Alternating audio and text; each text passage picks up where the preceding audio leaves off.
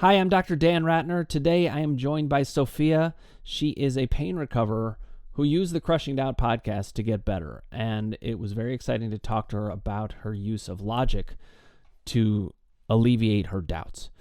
I do want to say in this video, she talks about RSI. That is a repetitive stress injury. That's the way that some people who don't understand mind-body issues talk about it. So when you hear that term, that's what she's referring to.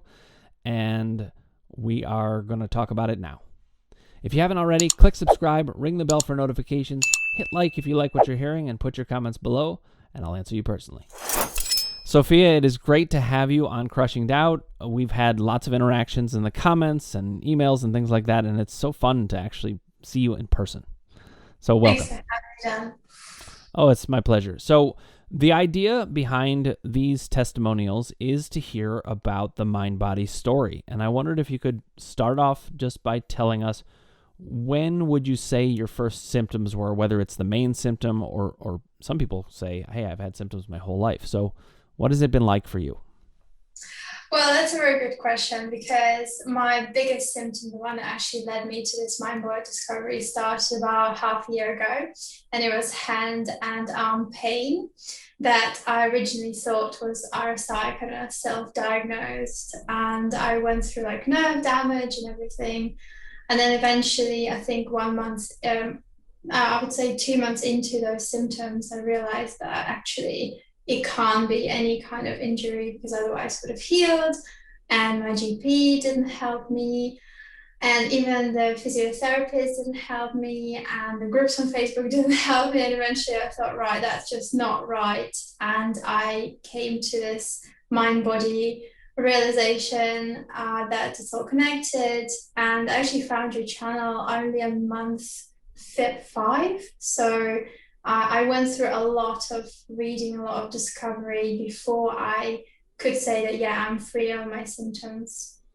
And what was the first entry point for you? How did you find out about mind body experience, or was that just something you kind of knew about within yourself somehow?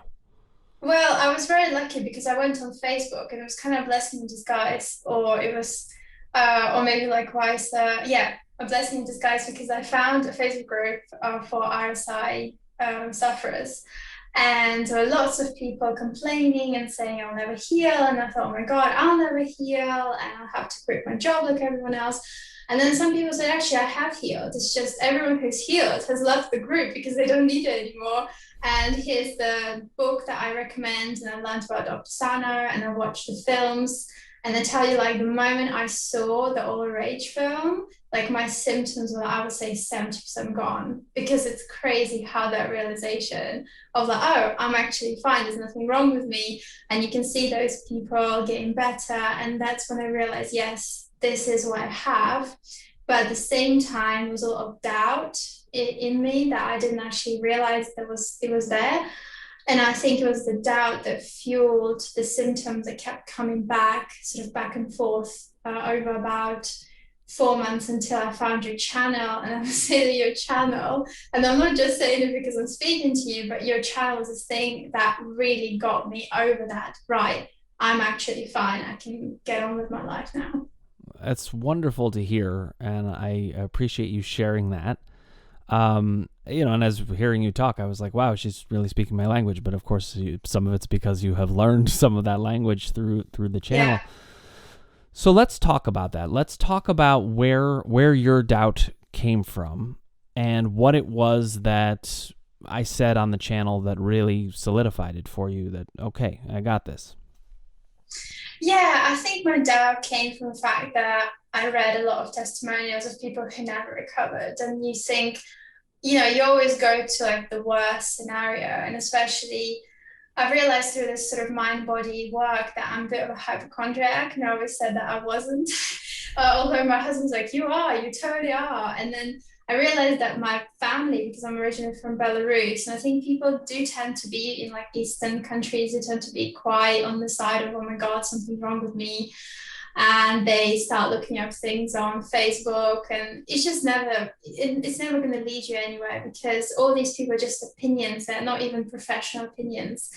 And yet something inside me was like, I'm the worst case. like, what if I'm the worst case? And even though people say, look, the majority of people with RSI recover, and then you say RSI doesn't even exist, so you can't recover from it technically. But I always assumed that I was going to be the worst. I was going to be the case the doctors are going to look at and think, sorry, we can't help you. And I think that catastrophizing sort of thinking really put the doubt in place in my mind. And then what really did it for me is I actually remember someone kept recommending your videos on the Tell Me About Your Pain Facebook group. And I was like, I might as well just check him out, you know? And I remember watching that video on the big screen and I looked into your eyes and you were like saying like, look, there is nothing wrong with you. Like, and I just looked at you and I thought, yeah, there is nothing wrong with me. And it really did it for me. And my pain, like, I kid you not, it just completely went. And I spent an evening freaking out because I didn't have any pain at all. All right. And then, of course, it came back because that's what it does, because my doubt kicked in. And I thought, well, you know, if he's so clever, why everyone else is not doing it? Like, why some people don't believe in this? Maybe I still have this issue. And then I watched your videos every day for about, I would say, 2 weeks. And I can tell you, like, that just did it for me. Like, I haven't actually, I'm happy to say I haven't seen your video for about 2 weeks because I felt like I didn't really need it, even though I know I'll probably come back because I really like some of your theories, but still, I'm having a break from like recovering because I feel like my symptoms are at this level where they don't just interfere with my life at all. This is so exciting, and I'm so happy for you. And Thank I, you. I won't be offended at all if you don't watch me ever again because you're just living your life. I mean, that's the whole goal of this. But I think it's wonderful how you're illustrating exactly the point that you can get help from Sarno, but often when people aren't getting fully better or it comes back, it is doubt related. And that's certainly what I found. In the work that I did on Sarno, I mean, he saved my life as the kind of initial entry point. It was huge.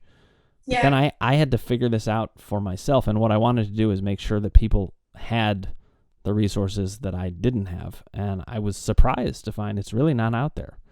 Have you encountered other people in the mind body field who talk about doubt enough? Maybe you could even talk about what do you think I should be doing to keep furthering the process of talking about doubt and its importance? I would say that you're probably the only person who really took it to a level where it can actually help you. Because I also bought Curable and I considered joining the groups. And I found that with Curable, it's really good. Like the exercises are great. But I find that for me, there is not enough doubt addressing. Like I had so much fear when I joined, and my biggest fear, and I think for a lot of people, they'll have this fear is I really was afraid of losing my job because I love my job and my job is my life.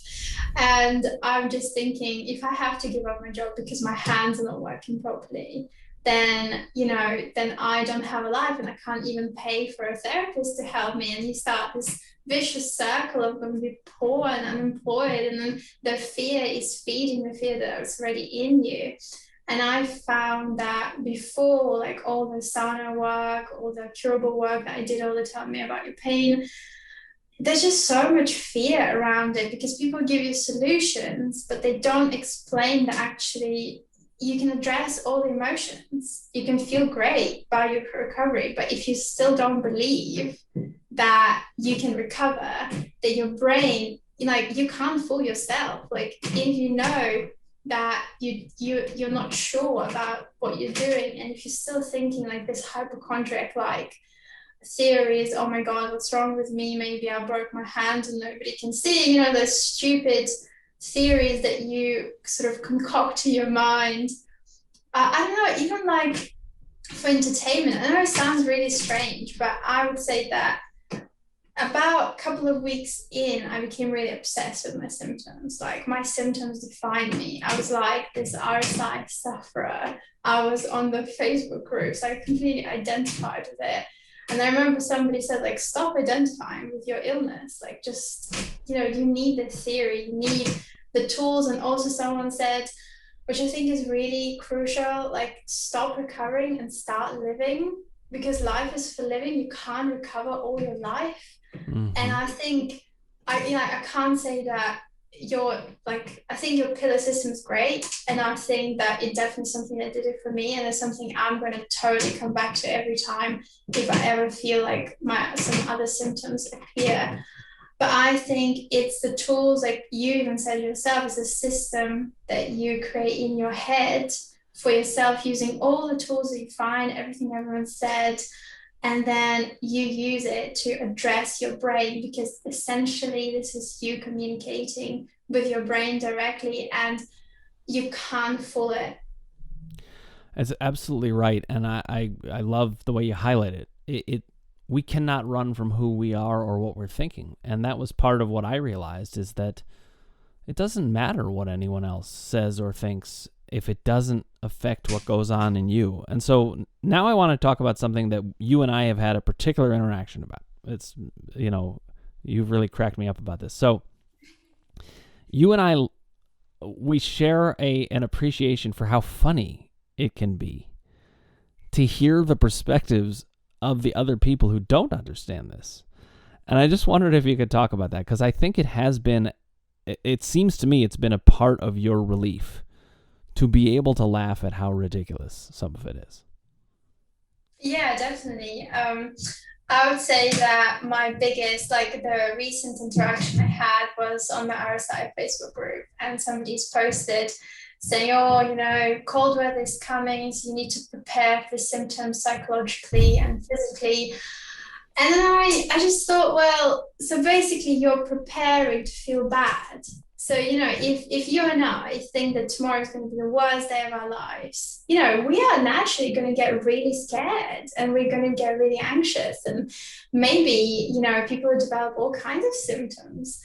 And I realized that very often with mind body, and this is so like, it's strange that people don't really realize that, but very often we almost predict how we're going to feel, and we make ourselves feel that. And it's really funny, because I always laugh at your lift from the knees or like you're going to regret it tomorrow. And I catch myself thinking that, like, for example, I do a lot of work and my brain says, oh, look, you're overworking again, you're going to regret it. And I'm like, no, I'm not going to regret it.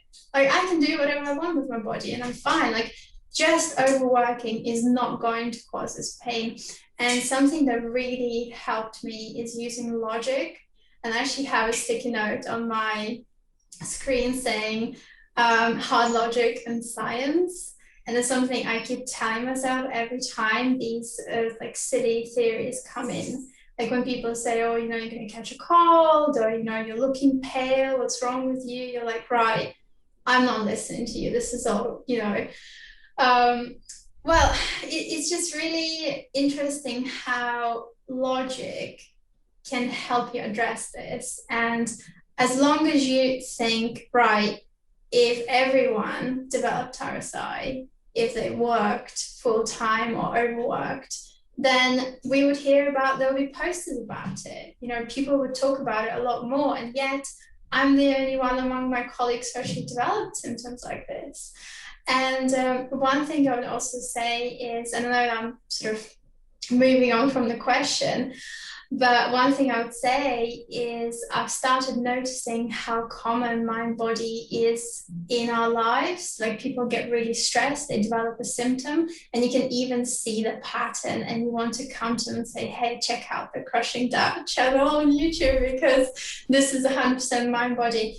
But I find that sometimes people almost like to have this condition, they almost like to associate themselves with it.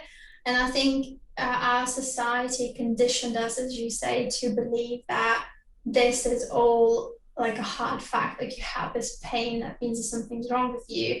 But actually in the past, we would approach these issues a lot more differently. And I can tell you that after I had this mind body experience, even though you can say I had it all my life, but I tell you, I'm so much calmer about how I feel physically. Like, for example, I have a cramp in my leg.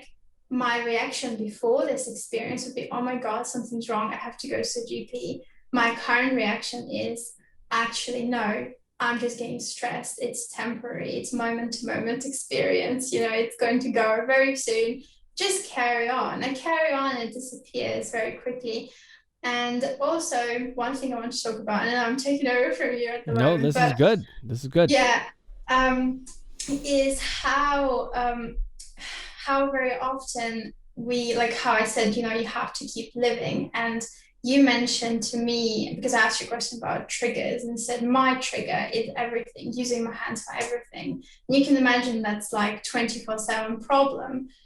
And I said, I just have to address my triggers. And, sometimes you have to work through pain. I think many people expect that there's going to be some recovery point at mind body, but there is no freedom from mind body experience for as long as you have a brain and a body.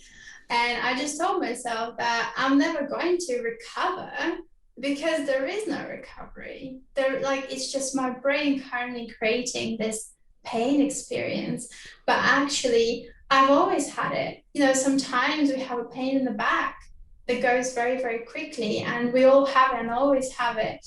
And the moment I realized, hey, I'm never going to recover, but I don't need to because I have a body, and to have pain is a privilege, of feeling alive. It's almost like breathing or walking or talking. And I think I'm almost grateful that this happened to me. And I know that many people don't say that because they think, oh my God, it's a curse. Why has it happened to me?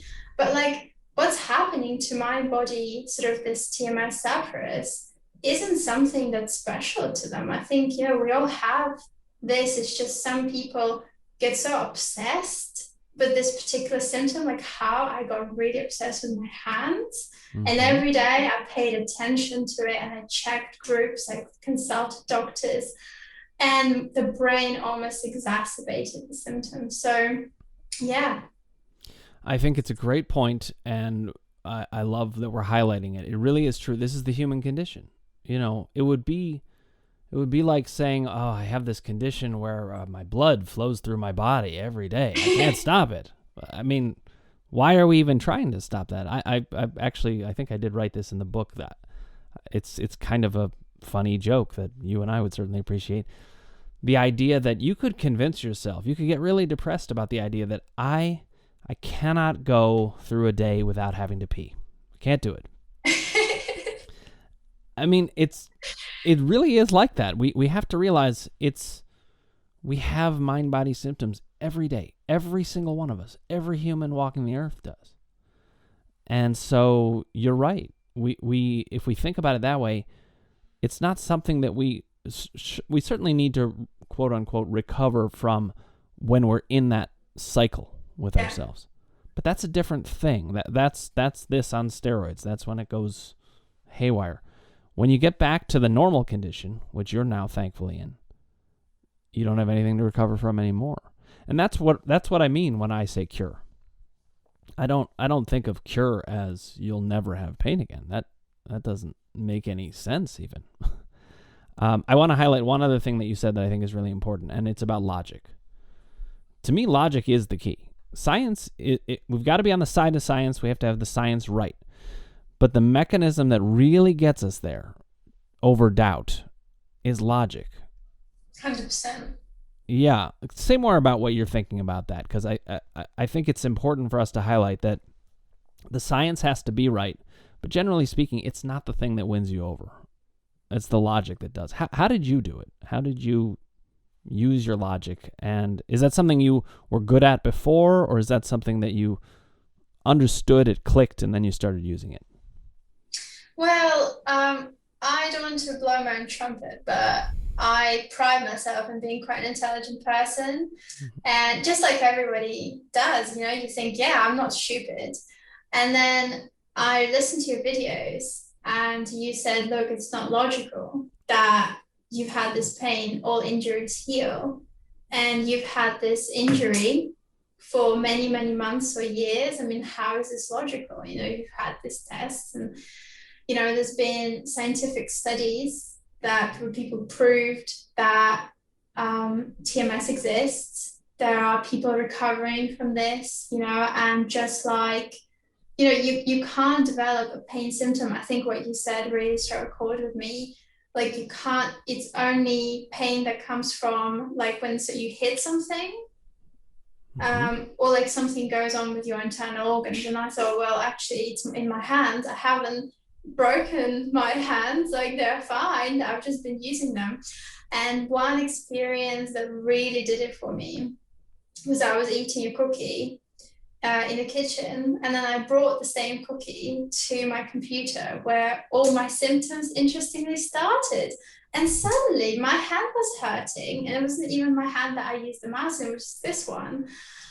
And I was like, I'm holding the same cookie I held in the kitchen, and it suddenly started hurting me. And that just doesn't make any sense. Like, logically, as an intelligent person, you just think it is not making any sense. And I think for me, I just kept, every time I had these thoughts, like, oh my God, maybe it is something to do with it. And I thought, okay, this is bullshit.